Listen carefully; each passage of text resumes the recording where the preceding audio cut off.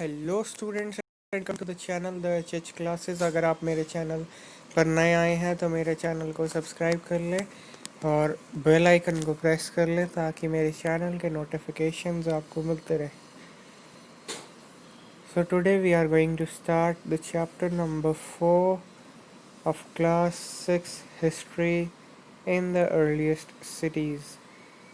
यहाँ पर सबसे पहले मैं आपको एक सूचना देना चाहता हूँ, इन्फॉर्मेशन देना चाहता हूँ कि ये जो सारे नोट्स हैं जिससे भी मैं आपको इसमें पढ़ा रहा हूँ, ये सारे अवेलेबल है मेरे टेलीग्राम के चैनल पर। उसे भी आप सब्सक्राइब कर सकते हैं, फॉलो कर सकते हैं। वहाँ पर आपको नोट्स भी मिल जाएंगे या आप रिवाइज करने के लिए वहाँ से डाउनलोड करके रख सकते हैं। और वहाँ पर भी चैनल का नाम है द एच क्लासेस और उसका लिंक मैं अपने इस वीडियो के डिस्क्रिप्शन में दे दूँगा। सीधे शुरू करते हैं चैप्टर को। अब चैप्टर का पहला टॉपिक है the story of Harappa. Harappa एक सिविलाइजेशन थी, तो उसके बारे में हम पढ़ते हैं। अभी जो पाकिस्तान है वहाँ पे हड़प्पा की साइट पाई गई थी। मतलब पहले तो सारा इंडिया ही था, हिंदुस्तान ही था, तो अब जब पाकिस्तान वाली साइड है वहाँ पर हड़प्पा की साइट अभी मौजूद है। Archaeologists found the site and realized that this was one of the oldest cities in the subcontinent. सब कॉन्टिनेंट का मतलब मैंने आपको बताया हुआ है पहले भी कि भाई जिसमें पूरे कॉन्टिनेंट की करेक्टरिस्टिक होती हैं जिस कंट्री में, उसे सब कॉन्टिनेंट कह देते हैं कि ये तो एक छोटे कॉन्टिनेंट की तरह ही है।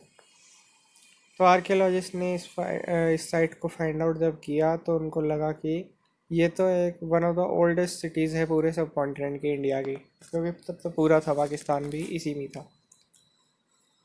As this was the first city to be discovered, all other sites from where similar building were found were described as Harappan. जैसे जैसे क्योंकि ये तो सबसे पुरानी थी जो मिली थी, इसलिए वैसी वैसी बिल्डिंग जहाँ भी मिलती थी उसको कह देते थे ये हड़प्पन बिल्डिंग है। ये जो सिटीज़ थी ये 4700 साल पहले डेवलप होनी शुरू हो गई थी। अब what was special about these cities? Many of the cities were divided into two और मोर पार्ट्स। एक ही सिटी को 2 या 3 4 पार्ट्स में डिवाइड कर देते थे, भागों में बांट देते थे। एक जो वेस्ट वाला पार्ट होता था वो स्मॉलर होता था, छोटा होता था लेकिन ऊंचा होता था। आर्कियोलॉजिस्ट इसको ऐसा डिस्क्राइब करते थे।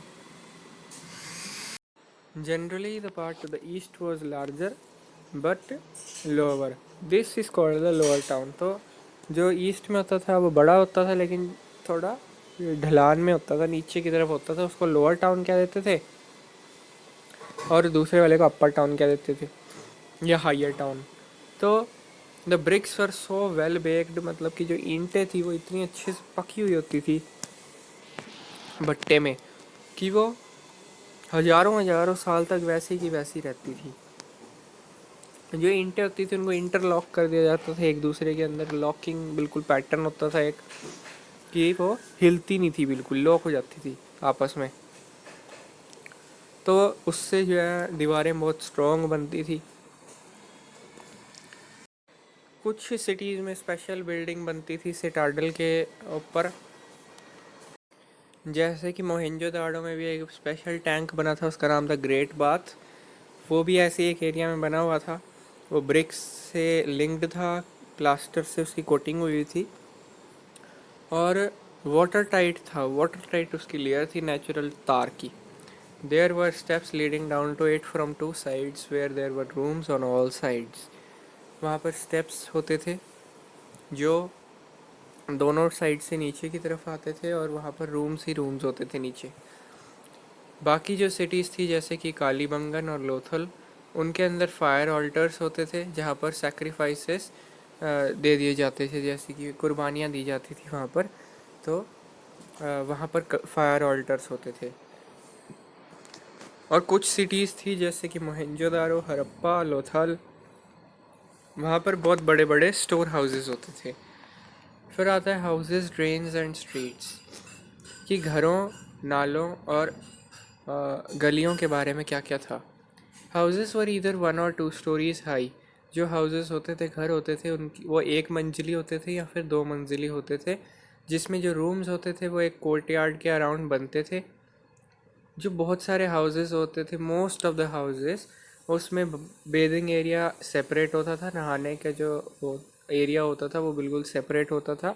और कुछ घरों के आसपास जो है वो कुएं होते थे जहाँ से वाटर की सप्लाई आ जाती थी। इन सब सिटीज़ में इन सब में से बहुत सारी सिटीज़ में ड्रेन्स होते थे, पूरे नाले अच्छे से बने होते थे नीचे, जहाँ से बिल्कुल ड्रेनेज हो जाता था। हर एक ड्रेन में जेंटल स्लोप होती थी, मतलब थोड़ी सी ढलान होती थी, ताकि जो पानी है वो अच्छे से फ्लो कर पाए, वो रुके नहीं, कहीं पर अटके नहीं।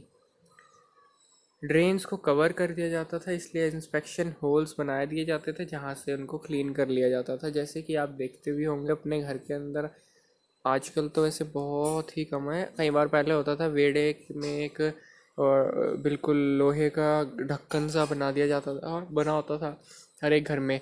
तो कई बार वो एक आदमी आता था, वो उसके खोल के उसके अंदर जाके उसको पूरे को साफ़ करता था। वो नाले ही होते थे, ड्रेन्स होते थे, और हर एक के घर में ऐसे वो ढक्कन से होते थे जिनको खोल के, अभी भी वैसे होते हैं पुराने घरों में। जो बिल्कुल मॉडर्न बन रहे हैं उनमें तो बहुत ही कम मिलते हैं, लेकिन मोस्टली ये होते हैं। फिर उनकी सफाई हो जाती है, उसमें से जैसे कुछ कीड़े मकोड़े कॉकरोचेस भी निकलते हैं। तो यह आप में से बहुत सारे बच्चों ने देखा भी होगा। ये सारे जो तीनों चीज़ें थी, हाउसेस, ड्रेन्स और स्ट्रीट्स, इनको बिल्कुल प्लान वे से बनाया जाता था और वो एक ही समय पे बन जाती थी। फिर सिटी लाइफ कैसी थी, लाइफ इन द सिटी। वहाँ पर ऐसे लोग थे जो कंस्ट्रक्शन अपनी प्लान करते थे स्पेशल बिल्डिंग्स की सिटी में। तो बिल्कुल प्लानिंग के साथ कंस्ट्रक्शन हुआ करती थी। और ये जो लोग होते थे जो प्लानिंग करते थे, ये रूलर्स ही होते होंगे। हम इसलिए बात करते हैं क्योंकि 4,000 5,000 साल पहले के कोई इंसान हमारे पास मौजूद तो है नहीं जो हमें बता दें, और उनकी जो लिखी हुई चीज़ें हैं वो भी पूरे बिल्कुल प्रूफ के साथ हमारे पास है नहीं। इसलिए हम हुए होंगे प्रोबेबली, या इट वाज लाइक दैट, तो it is likely that the rulers. तो ऐसी ऐसी हम जो है लैंग्वेज को ही यूज़ करते हैं। हम बिल्कुल ऐसी लैंग्वेज नहीं यूज़ करते कि ऐसा बिल्कुल था ही था। तो it is likely that the rulers send people to distant lands to get made. तो ऐसा ही होगा कि भाई रूलर्स मतलब अपने कुछ लोगों को भेज देते होंगे डिस्टेंट लैंड्स में, जैसे अभी भी होता है कि मेटल लाओ, इम्पोर्ट के, मतलब एक इम्पोर्ट के टाइप से ही कह सकते हैं इसको, कि बाहर की कंट्रीज़ में नहीं लेकिन दूसरी स्टेट्स में अपने ही वहाँ से मेटल, प्रेशियस स्टोन्स और बाकी चीज़ें लेकर आओ जो उन्हें चाहिए। तो वहाँ पर स्क्राइब्स होती थी, और जो लोग होते थे जिनको लिखना भी आता था, वो सील्स बनाने में मदद करते होंगे, और वो शायद लिखते भी होंगे दूसरे मटेरियल्स पे जो अभी बचे नहीं हैं। तो हमारे पास कुछ ज़्यादा प्रूफ है नहीं। इंस्क्रिप्शंस वगैरह मिल जाती है हमें, वो भी बहुत कम। इसके अलावा क्या होता था, मेन और वेमेन होते थे, क्राफ्ट्स पर्सन होते थे, और वो अलग अलग चीज़ें बनाते रहते थे, अलग अलग टाइप्स की चीज़ें बनाते रहते थे अपने घरों में या फिर अपनी स्पेशल वर्कशॉप्स में। फिर टेराकोटा के टॉयज़ होते थे जो मिलते थे वहाँ पर, और बच्चे जो होते होंगे वो बहुत अच्छे से उनके साथ एंजॉय करके खेलते रहते होंगे। फिर new crafts in the city, मतलब क्या क्या नई चीज़ें उभर रही थी सिटीज़ में। अभी मुझे इस वीडियो में हम new crafts in the city और in search of raw material करेंगे। फिर उसके बाद हम बाकी अगला सेकंड वीडियो में करेंगे इसका, क्योंकि it is a long chapter. New crafts in the city, most of the things that have been found by archaeologists are made of stone. देखिए जो भी आर्कियोलॉजिस्ट को मिला है वो या तो स्टोन से, शेल से या मेटल से बना हुआ है, जिसमें कॉपर, ब्रॉन्ज, गोल्ड और सिल्वर भी शामिल है। कॉपर और जो ब्रॉन्ज होता था वो तो टूल्स, वेपन्स, ऑर्नामेंट्स और वेसल्स बनाने के लिए यूज़ होता था। और गोल्ड और सिल्वर ऑर्नामेंट्स बनाने के लिए ही यूज़ होता था, और वेसल्स या बनाने के लिए जैसे पीतल के बर्तन होते थे, और गोल्ड सिल्वर का तो अभी तक भी ऑर्नामेंट्स ही होते हैं। तो जो मोस्ट स्ट्राइकिंग फाइंड्स होती थी वो थी बीड्स, वेट्स एंड ब्लेड्स। जो हड़प्पन्स थे उन्होंने तो सील्स भी बना ली थी स्टोन्स से। फिर ये जो जनरली कैसे होते थे, रेक्टेंगुलर होते थे, और मतलब एनिमल बना होता था, उनके ऊपर कार्विंग हुई होती थी, उसके ऊपर ही एनिमल को जो है दीवार में या फिर स्टोन्स के फॉर्म में ही एनिमल बना दिया जाता था, उसको कार्व करके, उसी में ही मशीन से कटिंग करके। कार्विंग मतलब कटिंग एक तरह से। जो हड़प्पन्स होते थे वो पॉट्स भी बनाते थे, उसमें ब्लैक कलर के डिज़ाइंस होते थे अलग अलग तरह के। और कॉटन मेहरगढ़ में उगती थी, 7,000 साल पहले से ही उगती थी वो। मेहरगढ़ के बारे में हमने पिछले चैप्टर में भी पढ़ा था और सेकंड में भी पढ़ा था। एक्चुअल जो पीसेस थे क्लोथ के, वो एक सिल्वर वास की लिड से अटैच हुए मिले थे, और कुछ कॉपर ऑब्जेक्ट्स मिले थे मोहनजोदारो में। तो मतलब जो क्लॉथ था वो एक क्या था, सिल्वर वास था, उसके ढक्कन से अटके हुए मिले थे उसके जो पीसेस थे क्लॉथ के। और कुछ कॉपर के ऑब्जेक्ट्स भी मिले थे मोहनजोदारो कहते थे पहले इसको। आर्कियोलॉजिस्ट्स को स्पिंडल वॉल्स भी मिले, जिसके जो टेराकोटा और फेइन्स के बने होते थे। फेइन्स हम पढ़ेंगे क्या होता है बाद में, और टेराकोटा आपको पता ही है। These were use to spin thread, इससे ही स्पिनिंग की जाती थी थ्रेड की। अब स्पेशलिस्ट कौन होता था? स्पेशलिस्ट एक ऐसा पर्सन होता था जो एक ही काम के लिए उसको मतलब ट्रेनिंग दी जाती थी, जैसे कि कटिंग स्टोन, पॉलिशिंग बीड्स, या फिर सील्स को कार्विंग करने के लिए। तो परहैप्स ऐसा भी हो सकता है कि कुछ विमेन और मेन स्पेशलिस्ट रहते होंगे, और तो कौन ही रहते होंगे, वही रहते होंगे। तो इन सर्च ऑफ रॉ मटेरियल्स की सर्च में जो है लोग घूमते रहते होंगे। रॉ मटेरियल क्या होते हैं? ऐसे सब्सटेंसेस होते हैं जो बिल्कुल नेचुरली सबसे अपनी नेचुरल फॉर्म में, फर्स्ट फॉर्म में मिलते हैं, जो उन्हें कहते हैं रॉ मटेरियल। जैसे कि कॉटन एक रॉ मटेरियल है। किसी भी चीज़ की प्रोडक्शन में सबसे पहले जो सबसे छोटे और सबसे नीचे वाले लेवल पे, फर्स्ट लेवल पे जो चीज़ काम में आती है उसे कहते हैं रॉ मटेरियल, कच्चा माल। These are then process to produce finished goods. इन्हें प्रोसेसिंग की जाती है, इन्हीं की कॉटन को ही जैसे प्रोसेस किया जाता है, धागा बनता है, फिर धागे से कपड़ा बनता है। तो ये सारे जो है रॉ मटेरियल है। फिर उनसे फिनिश्ड गुड बन जाता है। जैसे कॉटन है तो वो फार्मर्स प्रोड्यूस करते हैं, फिर उसको प्रोसेस किया जाता है और क्लॉथ बनाया जाता है।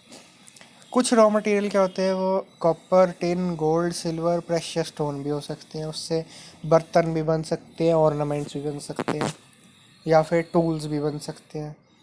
अब हड़प्पन्स क्या करते होंगे कि कॉपर को ले लेते होंगे राजस्थान वाली साइड से, और फिर उसके बाद या फिर वेस्ट एशिया से, ओमान से।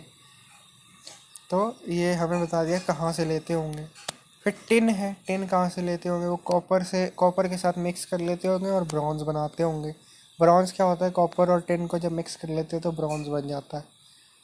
फिर वो कहाँ से लेते होंगे? अफ़गानिस्तान और ईरान से ले लेते होंगे। जो अब जब आप जहाँ पे अफ़गानिस्तान है, जिसको अफ़गानिस्तान कहते हैं और ईरान कहते हैं, उस जगह की बात हो रही है। पहले हमें अभी नहीं पता है कि क्या कहते थे वो। फिर गोल्ड, वो कर्नाटक, अभी प्रेजेंट डे कर्नाटका जो है, या फिर गुजरात, ईरान, अफ़गानिस्तान है, यहाँ से प्रेशियस स्टोन्स आते होंगे, और प्रेजेंट डे कर्नाटका से गोल्ड आ जाता होगा जैसे कि। तो इसीलिए ये सारी चीज़ें वो आ गई हैं। फिर हम अगली वीडियो में इसके बाद के पढ़ेंगे टॉपिक जो है फेन्स, food for people in Harappa, फिर seals and sealings, mystery of the end and elsewhere. ये हम पढ़ेंगे नेक्स्ट वीडियो में। तब तक के लिए good bye, thank you, and please subscribe my channel, like the video, share the video. If you have any doubts, you can always ask in the comments.